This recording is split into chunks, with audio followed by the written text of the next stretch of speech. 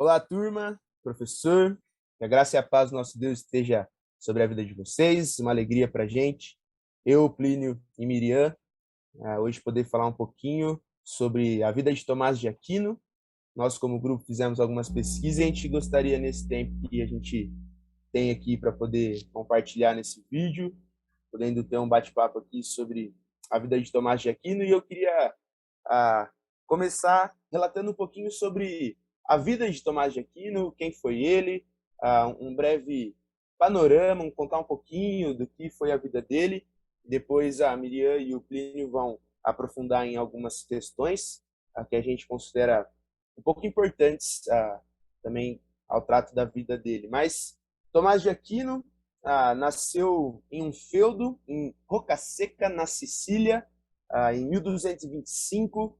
A vida de Tomás de Aquino foi muito interessante. Ele já nasceu em uma família que, para algumas pessoas, consideraram e dizem até hoje que era uma família um tanto quanto opressora, rígida, quanto algumas áreas da vida de Tomás de Aquino, mas ele já ingressou em seus estudos, que aí ficaram por conta de monges beneditinos, que eram também conhecidos pelo extremo rigor que tratavam os estudos e a intelectualidade. Então, Tomás de Aquino, já desde seu nascimento e durante toda a sua vida, ele estava inserido em um meio onde tudo era muito rígido, muito extremo. Aí, então, em seus estudos com os monges beneditinos, já também tinha essas questões mais rigorosas quanto à intelectualidade e à vida dos seus estudos. E aí, então, ele começa seus estudos e aí ele ingressa como seminarista na Ordem dos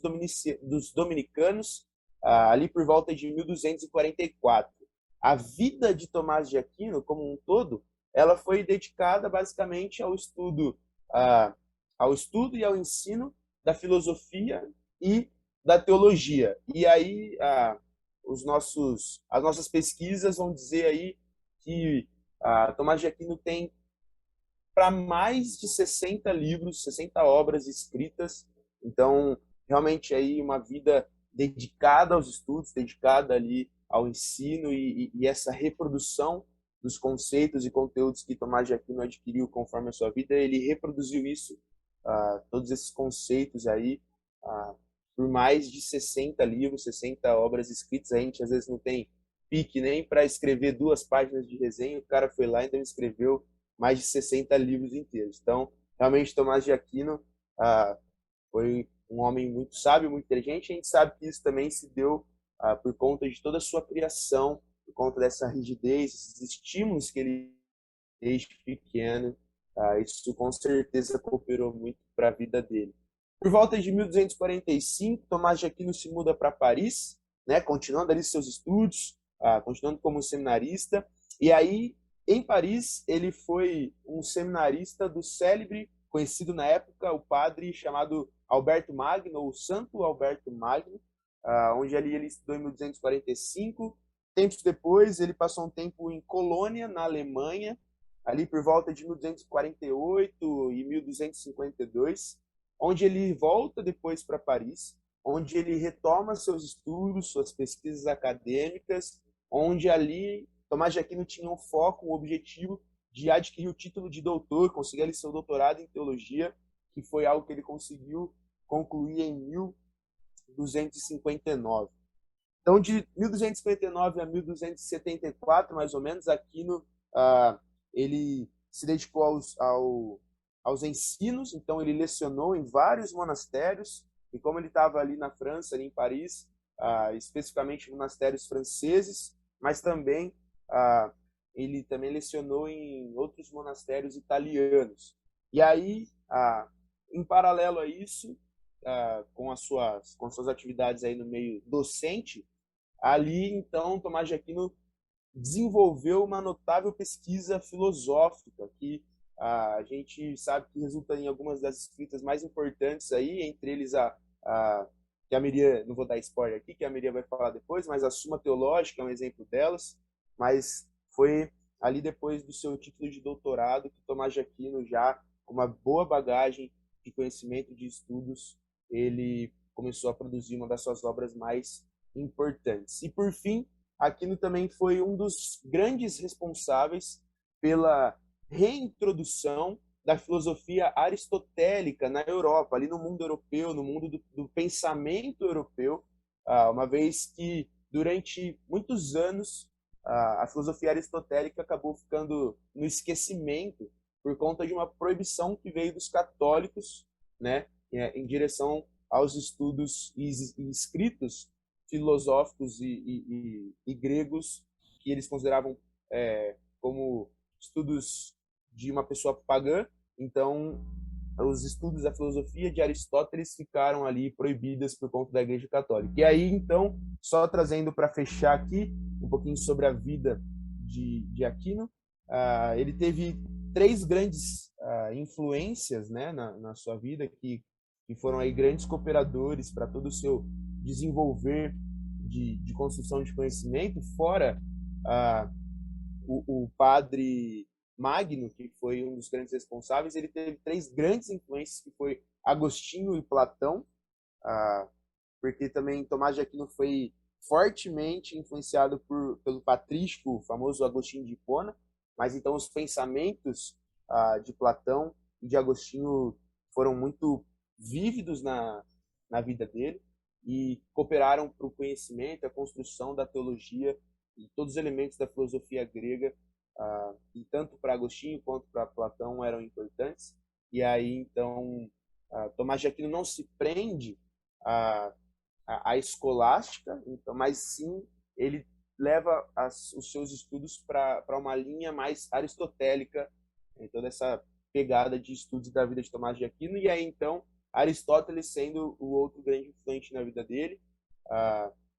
E a gente sabe que Aristóteles passou a ser revisitado pelos escolásticos ali, né, sobre grande influência de Tomás de Aquino. Então, por conta da influência de Aristóteles na vida de Aquino, ainda Tomás de Aquino ele consegue, depois de alguns anos aí de estudo e de já estando bem fundamentado com os seus conceitos e toda a sua construção de conhecimento, a bagagem de conhecimento adquirida em toda a vida de Tomás de Aquino, ele então consegue reintroduzir a influência aristotélica, né, de volta aos ensinos e à filosofia, justamente porque lá atrás, quando Tomás de Aquino é inserido na vida acadêmica, em seus estudos, o Santo Alberto Magno, ele é o grande responsável por introduzir aí toda essa bagagem de Tomás de Aquino. E aí, então,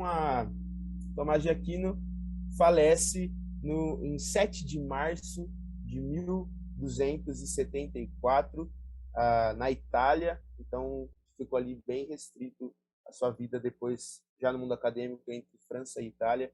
E esse é um pouquinho, um grande panorama aí da vida de Tomás de Aquino. E aí agora a Miriam vai continuar contribuindo aqui com a gente.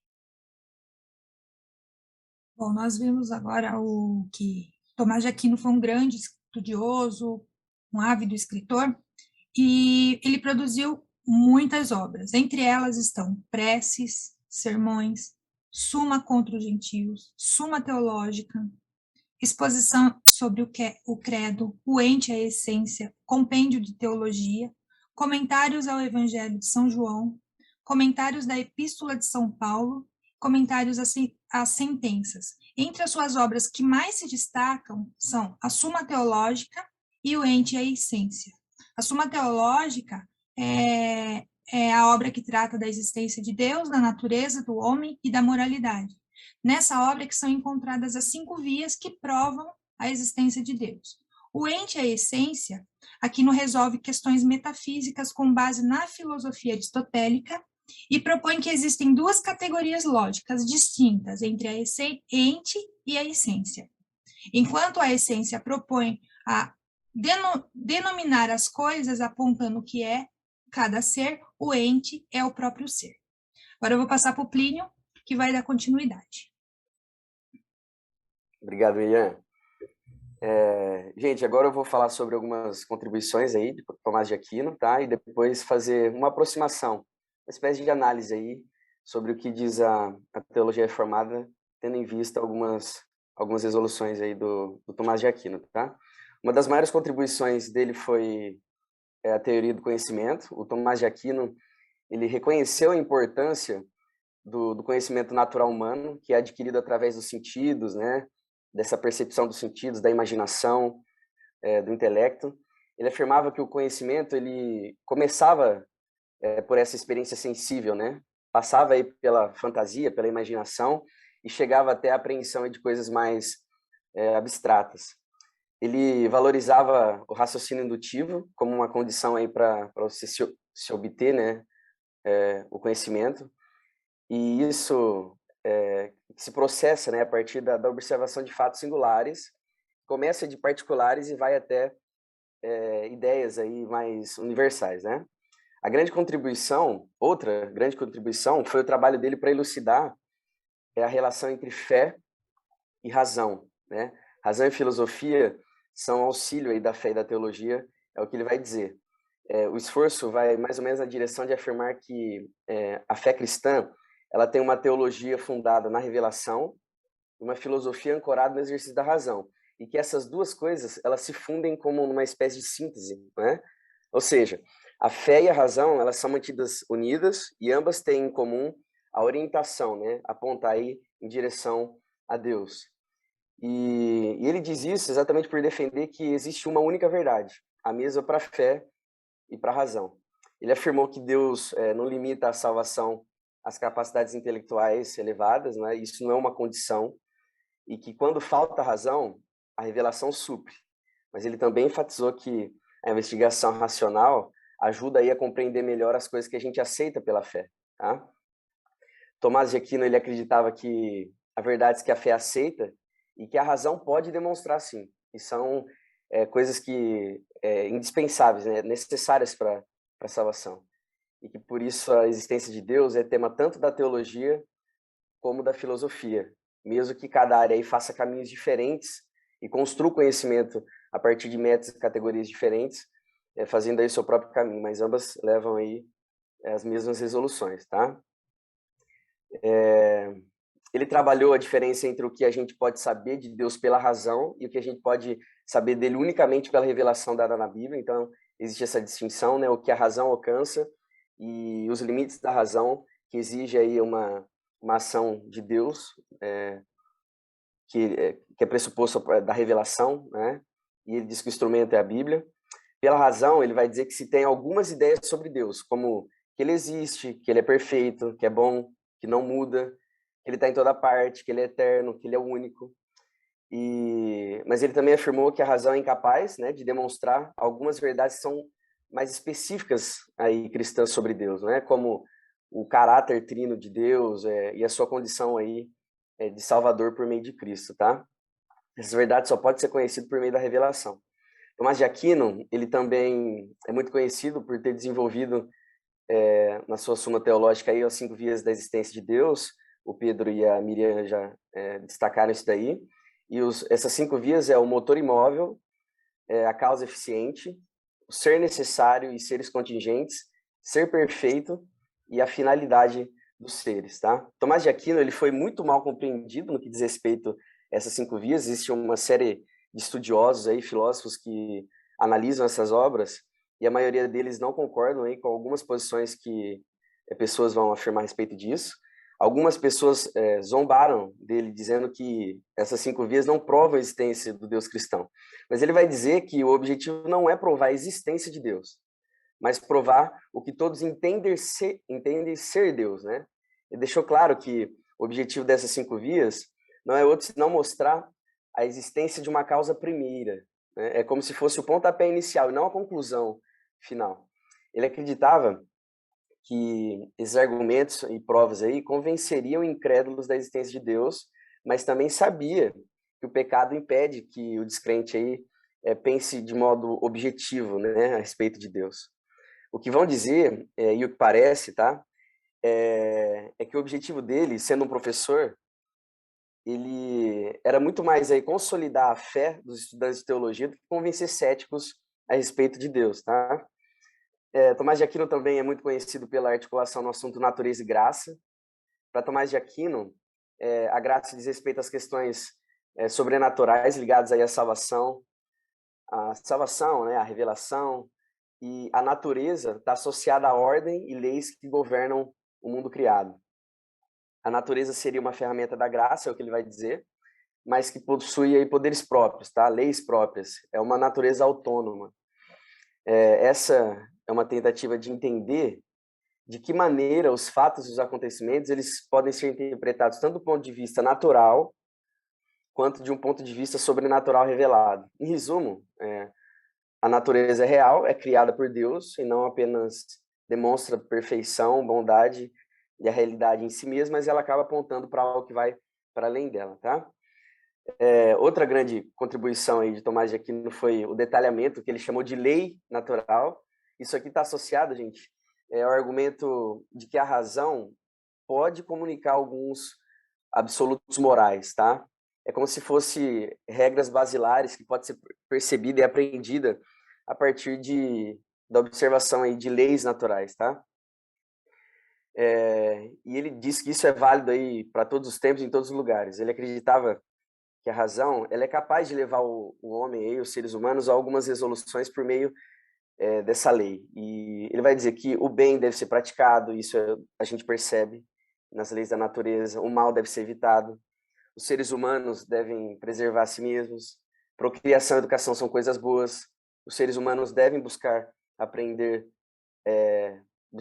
sobre o significado da realidade, sobre viver em sociedade, deve evitar a ignorância, ofender desnecessariamente as outras pessoas, todas devem procurar viver com civilidade na companhia dos outros. Então são coisas como essa que ele diz que as leis da natureza elas comunicam e pode ser aprendida aí por todos os seres humanos e são universais, absolutos, né? Para Tomás de Aquino, a lei natural não é uma lista de instruções ou regras detalhadas para todas as situações, mas é como se fosse uma espécie de quadro que pode ser contemplado aí pela investigação do raciocínio e a percepção dos sentidos, né, e da experiência, algo empírico, e também pela consciência, essa lei civil, né, que é concebida aí para a promoção do bem comum, de acordo com as necessidades que a gente tem para a vida em sociedade. E ele vai dizer algo interessante aqui, que é quando as leis civis coincidem com a lei natural, pode-se dizer que elas participam da lei eterna de Deus, né? Mas se elas contrariam, logo são injustas, violentas e elas desintegram a vida. Agora uma análise aí de acordo com a teologia reformada para a gente terminar. Quanto à questão da teoria do conhecimento omista e as suas elaborações aí sobre o conhecimento de Deus, a teologia reformada ela admite algumas limitações aí do intelecto humano exatamente em decorrência da queda, tá? A tradição reformada ela classifica isso como os efeitos noéticos do pecado. É o que o pecado causou na mente, né? É um golpe profundo que corrompe as estruturas do pensamento. O pecado ele obscurece e corrompe a capacidade cognitiva do homem e agora muito sobre a própria realidade, sobre Deus, não pode ser depreendido pela razão e alcançado pela mente humana, né? A menos que Deus se acomode, aí João Calvino ele vai usar essa expressão princípio de acomodação e esse pressuposto aí de revelação, né? E a menos que Deus se revele. Existe um duplo conhecimento de Deus, a teologia reformada vai trabalhar nessas duas categorias, conhecimento de Deus como Criador e como Redentor, e aqui tem a ver também com o exercício que parece que emerge aí da atividade de Tomás de Aquino, que é um pouco da teologia natural, tá? A teologia reformada, ela admite a criação como algo que sinaliza, comunica e aponta para Deus, é como se fosse um dos livros de Deus, um dos meios por qual Deus se revela, tá? Sendo aí um instrumento para que os homens conheçam a Deus e o glorifiquem, tá? Enquanto Criador, esse conhecimento ele está acessível aí à razão humana pelo simples ato da observação da criação. Romanos 1, 18 a 32 fala um pouco sobre isso. E é exigido do homem, através dessa percepção, que ele tenha uma resposta, seja ela positiva ou negativa. Mas quanto ao conhecimento de Deus como Redentor, isso aí estaria restrito aí ao ato de Deus se revelar de modo distinto e particular, tá? Porque o pecado confundiu os processos cognitivos, como a gente já falou, e tornou a revelação natural insuficiente para que o homem contemple e complete aí o seu conhecimento integral a respeito de Deus, né, de quem é Deus. Daí a importância da revelação. A gente não pode conhecer a Deus aí em sua essência, a menos que ele se dê a conhecer a cada um de nós, tá? Quanto à questão da natureza e graça, parece que a teologia reformada resiste um pouco aí a esse dualismo, porque considera ele potencialmente perigoso, tá? E acaba comprometendo aí a integridade da fé cristã em relação à totalidade e a integralidade da vida. É como se contrariasse princípios bíblicos sobre a unidade da vida do ser humano, né? Como se estivesse compartimentando, fragmentando o ser humano e a realidade. Alguns teólogos reformados, eles atribuem consequências danosas aí dessas formulações de Tomás de Aquino, dizendo que isso aí posteriormente vai acabar resultando em uma fé divorciada da realidade, tá? Uma fé fragmentada. Há quem diga que esse pensamento aí acabou pavimentando um caminho para o secularismo cristão, onde a fé, isso aqui eu achei muito interessante, de fato a gente percebe isso hoje na manifestação e na expressão de fé da maioria das pessoas, seja lá em qual escopo religioso elas estejam, que a fé parece que só pode ser experimentada através de um salto irracional, tá? É como se não fosse condizente ou compatível com a realidade e com o mundo natural. Embora talvez não fosse a intenção, esse racionalismo aí tomista teria resultado no sacrifício da fé e na compartimentação da vida, como se a fé só pudesse ser vivida e experimentada na esfera aí, no âmbito do sobrenatural, né, do ilógico. Seria uma fé estritamente subjetiva, que não cabe no mundo natural autônomo e fechado, onde a razão impera. Portanto, a fé só pode ser admitida no rompimento com esse mundo material, tá? Gente, é isso, tá? A importância de Tomás de Aquino aí para o curso posterior da teologia foi enorme, em parte aí devido a essa estrutura de pensamento, como a gente já destacou, houve uma aproximação aí, um redirecionamento das categorias e métodos de pensamento, uma substituição da filosofia de Platão para Aristóteles. Essa é talvez aí a maior guinada em Tomás de Aquino, na Era de Ouro aí do período da Escolástica, mas, sobretudo, isso daí acabou, uniu, né, a doutrina tradicional da igreja, essa nova filosofia, embora tenha causado algum certo de vertigem e desconforto aí para alguns pensadores da época, né, para a igreja, na época, posteriormente acabou sendo adotado aí, acabou sendo algo durável e mais tarde foi reconhecido como uma expressão da doutrina cristã, tá bom? Gente, é isso, a gente espera ter contribuído com vocês, ter elucidado aí algumas questões a respeito da produção da vida e das obras de Tomás de Aquino, e é isso aí. Obrigado, valeu.